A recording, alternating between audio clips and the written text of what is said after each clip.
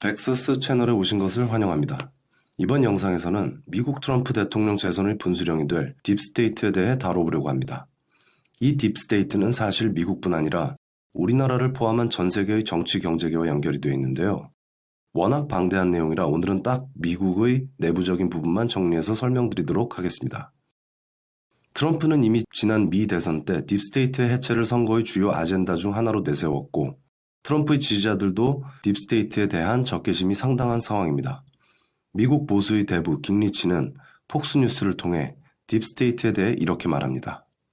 What we've just learned from Huma Abedin's emails about Hillary Clinton paying off people who gave to the Clinton Foundation, all of this stuff is the deep state. The deep state's real. It's a massive bureaucracy of people who believe in liberal big government, and they see Donald Trump as their mortal enemy. And I think this is going to continue. This fight's going to continue because Trump, week by week, and the judges he's appointing and the regulations he's rolling back. 딥스테이트는 진짜로 존재하고 트럼프가 성공 가도를 달리면 달릴수록 견제와 공격은 더욱 심해질 것이다 라는 것인데 여기서 섬뜩한 단어가 눈에 띕니다. The deep state sees Trump as the mortal enemy. 이게 무슨 뜻이냐면요. mortal, 죽어야만 하는 즉 서로 공존할 수 없는 적으로 간주하고 있다는 뜻입니다. 한쪽이 죽어야만 끝낼 수 있는 싸움이라는 것이죠.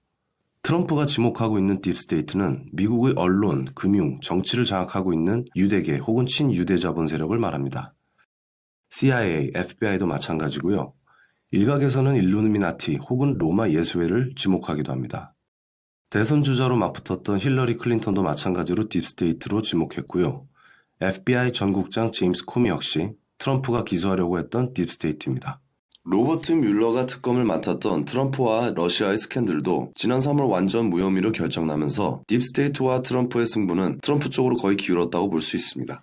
반면 힐러리는 버니 샌더스와의 당내 경선에서 부정선거를 했다는 내부 폭로가 이어지면서 정치 생명이 끝났다고 언론에서 떠들고 있는 상황이죠. 러시아 스캔들이 오히려 힐러리로부터 촉발됐고 힐러리를 보호하기 위해 생긴 특검이 힐러리의 자충수가 된 셈입니다.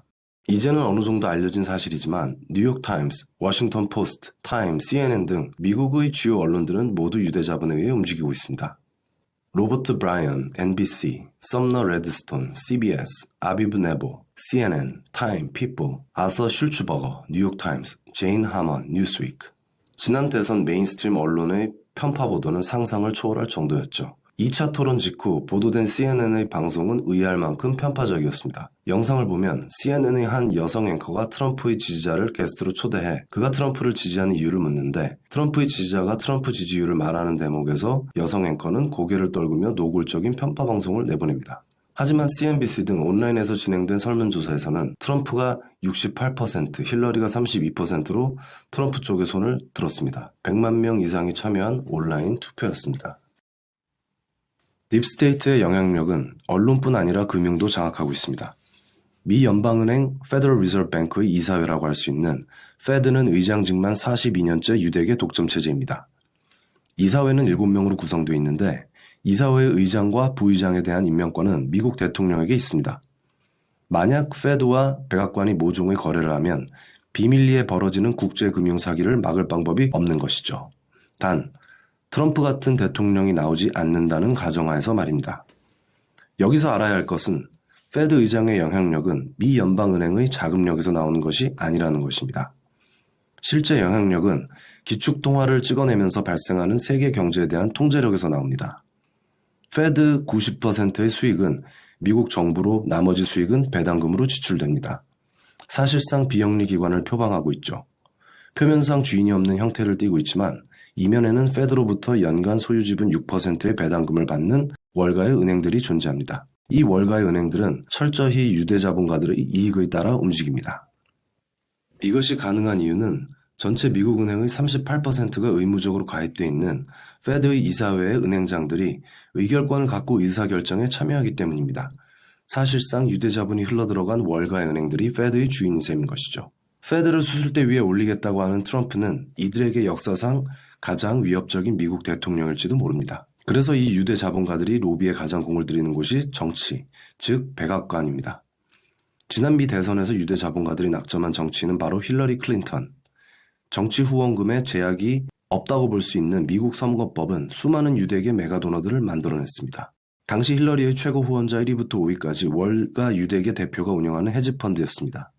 힐러리는 팔로마 파트너스, 르네상스 테크놀로지, 소로스 펀드 매니지먼트, 프리츠커 그룹, 사반 캐피털 그룹 등의 약 700억 원의 후원금을 받았습니다. 이 중 개인 소액 후원금은 총 후원금의 12%에 그쳤습니다.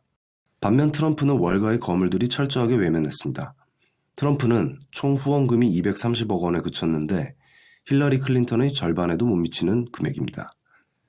개인 거액 후원금이 16%에 그쳤고 개인 소액 후원금이 29%에 달했습니다. 전 정부의 요직도 유대계들이 차지했습니다. 오바마 정부 유대인들로는 람 이메뉴얼 전 백악관 비서실장과 데이비드 엑설로드 전 백악관 보좌관, 모나 서트펜 전 비서실 차장, 제임스 스타인버그 전 국무부 차관, 제이컵 루 전 재무부 장관, 로렌스 서머스 전 국가경제회의 위원장 등이 있습니다.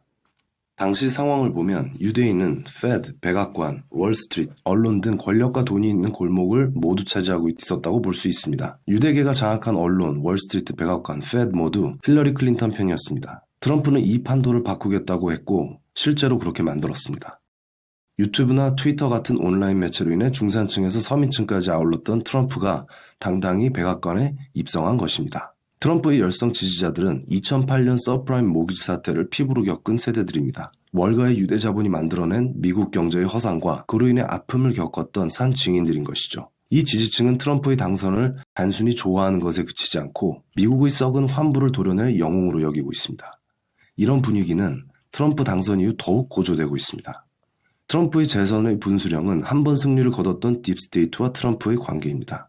급진적으로 보이는 트럼프지만 우리가 간과해서는 안 될 사실이 있습니다. 그가 바로 역대급 협상가라는 사실입니다. 트럼프는 공식 석상에서 딥스테이트를 공격한 적은 많지만 유대 자본에 대해 적대적으로 언급한 적은 단 한 번도 없습니다. 딥스테이트가 유대 자본임에도 불구하고 말이죠. 이것은 트럼프가 국가를 좀먹는 유대 자본은 처단하겠지만 지금이라도 미국 재건에 협조하는 유대 자본은 포용하겠다는 전략적 포석으로 비춰집니다. 트럼프가 대통령 당선 이후 변하지 않고 추진한 공약의 공통분모를 보면 반글로벌적이라는 것입니다.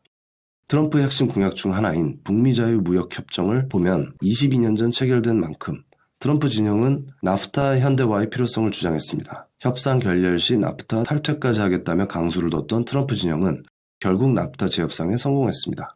이로 인해 트럼프 정부는 미국의 대멕시코 무역 조건을 유리하게 바꾸면서 글로벌리스트 유대 자본의 영향력을 축소시키는 두 마리 토끼를 잡았습니다. 이제 우리가 주목해야 할 부분은 트럼프가 어떻게 유대 자본과 협상을 진행할지의 여부입니다. 미국 대통령의 협조 없이 페드 의장직을 보장해 줄 수 없다. 페드를 수술대 위에 올리겠다라고 하는 트럼프가 월가 규제의 상징인 도드-프랭크법을 개정해 은행의 규제를 오히려 풀어주려고 하고 있습니다. 2008년 금융위기의 주범에게 다시 규제를 완화한다니 의아하시죠? 도드-프랭크법은 딥스테이트와 결탁해온 월가의 자본가들을 회유하기 위한 카드 교환으로 볼 수 있습니다. 실제 미중 무역 전쟁에서 월가의 자본가들은 트럼프의 든든한 지원군 역할을 하고 있죠. 트럼프는 대외적인 분쟁 요소를 줄이는 대신 소외된 미국 중산층에 집중하겠다라고 했고 실제 그렇게 하고 있습니다. 트럼프는 미국 내 인프라 투자를 위해 1조 달러를 투입하는 등 보호무역주의로 미국의 제조업을 부활시키고 있습니다. 반면 전 세계의 공장 역할을 해오던 중국은 환율 조작국 지정으로부터는 피했지만 사실상 모든 제품의 25%의 무역 관세 폭탄을 맞으면서 미국과의 무역 전쟁은 더 격화할 전망입니다. 미국 재무부는 지난 28일 상반기 환율 보고서에서 어떤 국가도 환율 조작국으로 지정을 하지 않은 대신 조작 여부를 감시할 대상국의 범위를 12대 교역국에서 대미 수출입 규모 400억 달러 이상, 한화로 47조 4천억 원 이상의 국가로 변경했고 홍콩, 싱가포르, 말레이시아, 베트남, 아일랜드, 네덜란드 등이 추가됐습니다. 한국, 중국, 일본 등은 관찰 대상국 리스트에 그대로 남아있는 상황입니다. 트럼프는 미 연방준비제도 이사회는 힐러리보다도 더 정치적이다라며 제닛 옐런이 일부러 오바마 정부를 돕기 위해 금리 인상을 미루고 있다고 주장했습니다. 유대 자본과의 미국 정치인들의 유착 관계를 신랄하게 비판한 것이죠.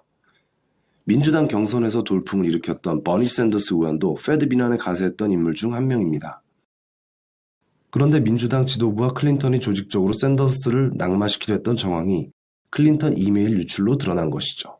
샌더스 의원은 경선 연설에서 월가의 고삐를 주기 위해서는 페드부터 계약해야 한다며 페드 이사들은 미국 대통령으로부터 지명받은 뒤 상원에서 선택해야 한다고 주장하기도 했습니다. 이런 트럼프의 정책을 처음부터 지지한 유대계 자본가들도 있습니다. 페이팔 마피아로 유명한 피터 틸과 월가의 저승사자로 불리는 칼 아이칸입니다. 이들은 실제 트럼프의 부족한 선거 자금까지 지원했는데 이로 인해 피터 틸이 자금을 댔던 페이스북까지 여론의 문매를 맞아 마크 주커버그가 공식 석상에서 해명해야 할 정도였죠. 칼 아이칸은 트럼프와도 경영권을 두고 다툰 적이 있지만 트럼프가 칼 아이칸에게 재무장관을 부탁했을 만큼 둘의 신뢰는 두텁습니다. 내년으로 다가온 미국 대선은 2016년의 재현 드라마가 될 가능성이 높아 보입니다. 같은 스토리, 같은 인물이지만 이번에는 트럼프가 왕좌에 앉아있다는 점이 다릅니다. 게다가 트럼프 대통령은 지난 6월 18일 플로리다에 재선 도전 출정식을 치른 이후 24시간도 되지 않아 2,480만 달러, 약 291억 원의 후원금을 모았습니다. 이 금액은 민주당 대선 주자들보다 훨씬 큰 금액인데 바이든 전 부통령 630만 달러, 버니 샌더스 상원 의원 590만 달러를 합쳐도 트럼프 모금액의 절반에도 못 미치는 금액입니다. 현재 트럼프의 위세가 어느 정도인지 실감이 가시죠? 왕좌에 앉은 트럼프와 그 왕좌를 놓고 벌어질 왕좌의 전쟁. 벌써부터 기대가 됩니다. 다음 영상에서는 이 딥스테이트와 한국 정부와의 관계에 대해서 설명해 보려고 합니다. 2부 리포트가 궁금하신 분들은 구독과 알림 설정을 하시면 쉽게 보실 수 있습니다. 이상 백서스 네트워크였습니다. 감사합니다.